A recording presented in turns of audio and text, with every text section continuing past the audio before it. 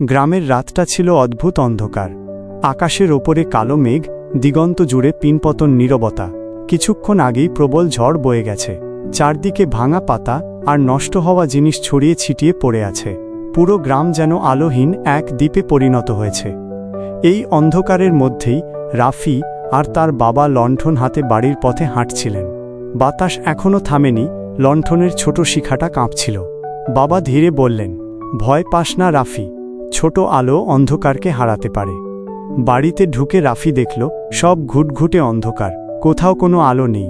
শুধু ঘরের কোণে একটা শেষ মোমবাতি পড়ে আছে। মোমবাতিটা তুলে রাফি অবাক হয়ে বলল, বাবা, এটা দিয়েই কি হবে? বাবা হাসলেন, আশা যত ছোটই হোক তার মূল্য অনেক। রাফি মোমবাতি জ্বালিয়ে দিল। ছোট আলোটা ঘরের ভেতর একটু উজ্জ্বলতা ফিরিয়ে আনল। কিন্তু মুহূর্তেই পাশের বাড়ি থেকে একটা কান্নার শব্দ ভেসে এল। দরজা খুলে দেখা গেল ছোট্ট সাদিয়া দাঁড়িয়ে কাঁদছে। সে বলল, ভাই, তোমাদের আলোটা একটু পাওয়া যাবে? আমাদের বাড়িতে কিছুই নেই। রাফি দ্বিধায় পড়ে গেল। মোমবাতি তো একটাই।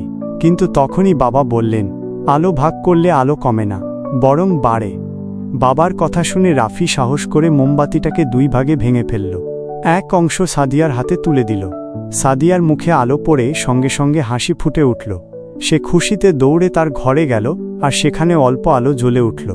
এই দৃশ্য দেখে আশেপাশের মানুষও বের হয়ে এল। এত অন্ধকারে দুটো ছোট মোমবাতির আলো তাদের মনে আশা জাগিয়ে দিল।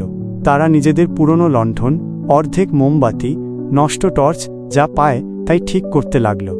এক একজন করে সবাই আলো জ্বালিয়ে বাইরে বের হল। রাস্তার দুপাশে ছোট ছোট আলো জ্বলে উঠতে লাগল। ধীরে ধীরে সব আলোগুলো একত্রে মিলল। মনে হলো যেন একটা বিশাল আলোর পথ তৈরি হয়েছে। রাফি বিস্ময়ে তাকিয়ে রইল। পুরো গ্রাম আলোয় ভরে গেছে। রাফি জিজ্ঞেস করল, বাবা, এত আলো হলো কিভাবে?